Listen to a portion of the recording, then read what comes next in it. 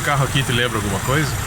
Esse é o Ineos Grenadier, o carro que a Sala Jeep vai testar hoje.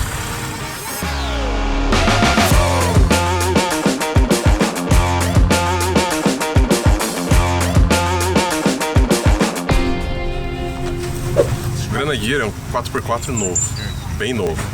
A gente tá falando de um protótipo que nem foi lançado no mercado ainda. É o Grenadier 2B.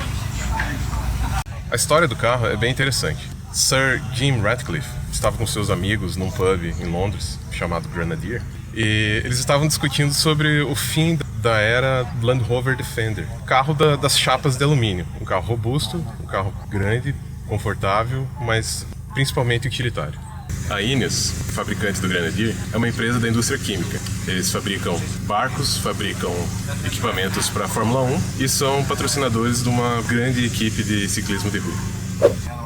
O Sir Ratcliffe viu que o mercado 4x4 evoluiu para tecnologia embarcada, computadores, e deixou um espaço vazio para os 4x4 simples, os 4x4 raiz, os brutos. E assim nasceu o Grenadier, um carro com nome de pub, homenageando os granadeiros, os caras do exército que eram os camaradas mais fortes, mais altos, que jogavam granada mais longe, e era o povo mais casca-grossa, igual um 4x4 tem que ser. Eu comparo o Grenadier como o Troller, uma espécie de Wrangler Brazuca. Ele é um carro robusto, forte, mas adaptado para o mercado local. E o sucesso do Troller é algo que eu farejo para esse carro aqui atrás, para o Grenadier. O Grenadier é um carro que não tem como não comparar com a Defender, ou com as Land Cruisers antigas, ou com a Mercedes G-Wagon, com o Jimny novo, quadradinho, ou então até com o brasileiro Crosslander. E o carro é um misto disso tudo mesmo. É um grande compilado das melhores funcionalidades de todos os 4x4 atuais. Isso não é brincadeira. Bom, esse é o test drive um Grenadier 2B protótipo. Não é um carro de produção ainda e por isso a gente não pode mostrar motorização, powertrain, detalhes do carro, o piloto de testes e alguns itens do interior. O Grenadier é AWD, ou seja, 4x4 o tempo inteiro. Nesse test drive, o diferencial central estava bloqueado para dividir a tração de maneira contínua.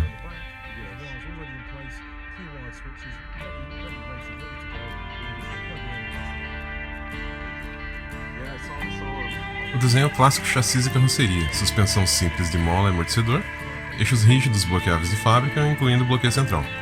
Óbvio que tem redução, os pneus são um BF AT ou Mud, e as rodas são de aços, bem simples. A motorização do Grenadier é toda BMW. É um B57 6 em linha diesel ou um B58 6 em linha gasolina turbinado. A empresa quer produzir perto de 30 mil unidades por ano.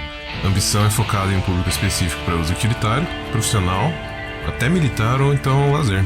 Eu acho que esse que é o pulo do gato com o Grenadier. Eles não estão reinventando a roda, eles estão criando parcerias sólidas com empresas tradicionais do mercado. A Ineos conversou com muita gente, entusiastas, profissionais, aventureiros, e a conclusão de que todo mundo queria era isso mesmo, um veículo simples, robusto, completo e sem muita firula. A palavra final foi funcionalidade em primeiro lugar. Mas não pense que você vai conseguir arrumar um problema no motor no meio do jalapão. Esse tempo de alicate, arame e uma chave 10 não existe mais. E o que esses caras estão propondo é versatilidade em volta de tudo. Encontrar problemas e arrumar porque tudo vai ser modularizado. Tudo ao alcance, facilmente desmontável. Nesse trecho você pode ver que tem muita regularidade no solo, o que mostra como a suspensão de modos progressivos se adapta bem ao terreno. Inclusive aqui dá para perceber como os assentos recaros são bem projetados, firmes e com tecido que ajuda a segurar os passageiros nos bancos. E esse é um dos pontos mais importantes do carro, é o poder de customização e personalização. A parte do design do carro foi justamente conversar com os muitos fornecedores de peças e acessórios para carros e perguntar: amigo, o que você precisa para que a instalação do seu acessório no Grenadier seja facilitada? E o carro tem ponto de fixação, reforços, buracos, frames perfeitos para tudo isso. Um carro que se adapta a tudo, diferentes regulamentações, combustíveis e países. Não é um SUV luxuoso. E não é um carro esportivo poderoso. É um carro dimensionado para recreação e robustez, sem perder o conforto e a capacidade off-road.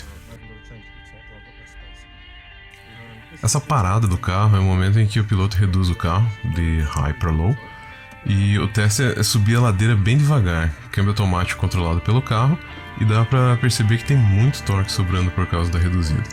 O carro subiu o obstáculo em terceira marcha. E o melhor de tudo, já tem chicote elétrico passando por esses dois painéis, incluindo muito cabo sobressalente para adicionar novos acessórios, ou fazer uma ponte e substituir algum cabo que avariou. A marca registrada desse carro é isso aqui. Controles e botões em todos os lugares possíveis, parece um avião.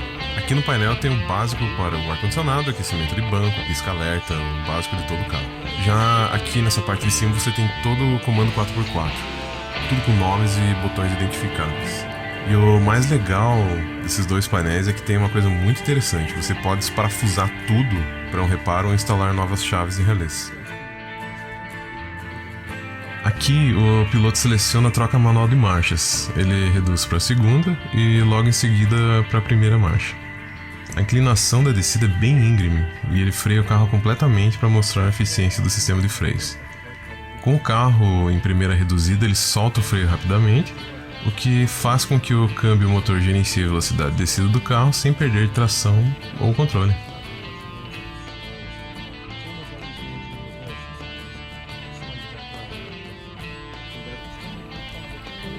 Uma passada rápida com ângulos laterais de 25 a 35 graus. A estabilidade e a construção larga mostra que o carro pode se comportar muito bem com ângulos bem mais agressivos.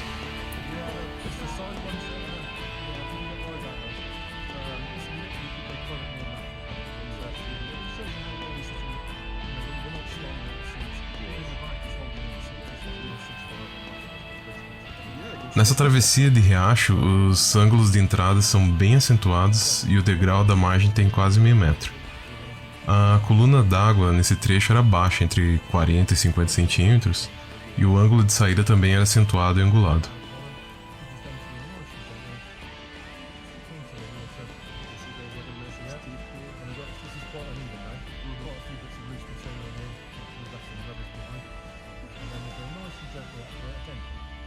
Quite slowly, so that makes it harder. Yes, exactly. It doesn't seem to be any harder. It's just doing the job for us. So we'll head around the field. Um pouco de aceleração para mostrar velocidade, com pneus molhados e boa aderência em gramado. Yeah, Sunday. Yeah, I mean, yeah. E a tapeçaria para esse carro é opcional. O assoalho é todo emborrachado de fábrica, com plugs e ralos, e a ideia é de que todo o interior seja resistente à água, ou seja, pode respingar e até molhar. Mas nem tudo nesse carro é brutalidade. O volante e o freio de mão são forrados com couro de sela, polidos, bem refinados. A ideia é que ele vai se moldando, riscando, apanhando e mostrando sinais do tempo e a história do carro no próprio couro. Os bancos são da marca Recaro, são ergonômicos e bem espartanos. O câmbio. Bem, o câmbio é BMW, ele não tem muita especificação, mas é automático, controle de descidas, seletor manual de velocidades. Fica a briga do manual com controle total por parte do usuário versus a praticidade e sincronia da troca no tempo perfeito do câmbio automático. Aqui é opinião pessoal e acho que não tem como discutir muito.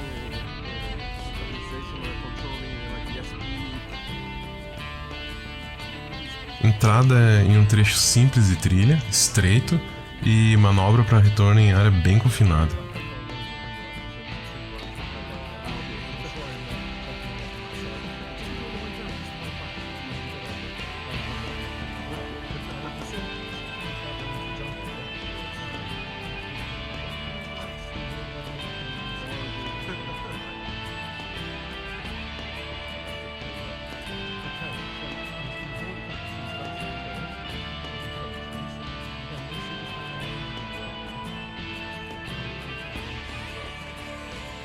Aqui o piloto tinha como recursos os sensores sonoros nos para-choques e a câmera de ré com linhas guia.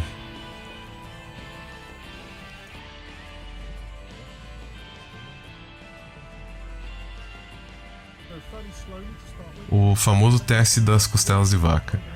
Velocidade baixa com bastante vibração, mas controle total do carro, e na sequência aceleração a quase 50 km/h para o teste de aderência e resposta da suspensão em terreno irregular.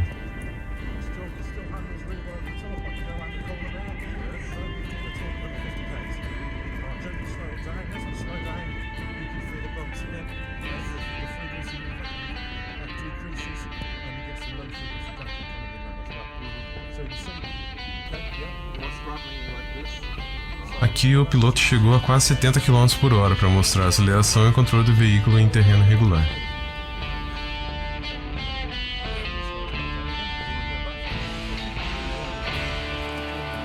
Mais uma parada para redução.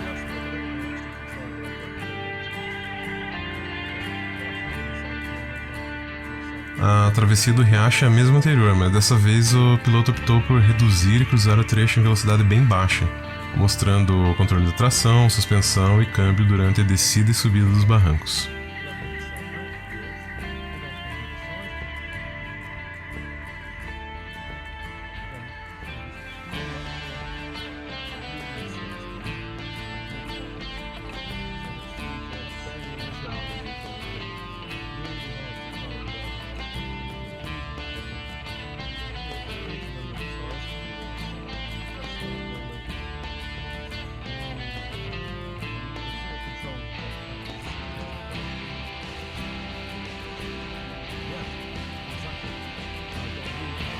Ainda reduzido, com a terceira marcha em manual, ele inicia a subida do trecho íngreme e em grama, com os pneus molhados da travessia do riacho.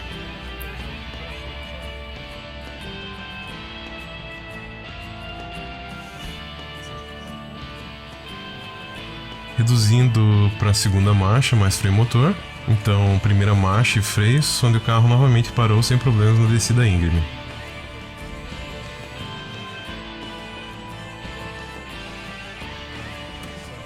Aqui ele sai da reduzida e volta ao modo 4x4 AWD High Range, com câmbio 100% automático. Bom, esse carro impressiona, viu? Tamanho, robustez, praticidade. O preço dele, em torno de 40 mil libras, é menos da metade do preço de uma Discovery nova, o que faz esse carro muito atrativo. Eu não sei se tem como comparar esse carro com qualquer outro. Ele não é um utilitário puro, mas ele não é um Sport Utility puro. Ele é um carro no meio dos dois. Para expedições, overlanding, carro perfeito. Para trilha leve, trilha moderada também. Por causa dos bloqueios, do bloqueio central, bloqueio de diferenciais. Uma trilha pesada, é claro que você vai ter que investir num pneu melhor, investir numa suspensão um pouquinho mais elevada. Mas tirando isso, esse carro está perfeito para qualquer atividade. E aí, o que você achou do Grenadier? É um carro que vai pegar esse espaço 4x4 que está faltando no mercado?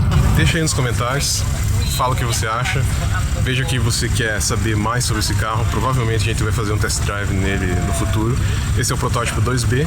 Senta o dedo no like, inscreva-se no canal, siga a Sala Jeep nas redes sociais, acesse nosso site, visite a nossa lojinha, compre camisetinhas. E se você quer ver mais vídeos de 4x4 aqui na Europa ou quer saber mais informações sobre o mercado overlanding aqui fora do Brasil, é só seguir a gente que é sucesso. Cheers, mate!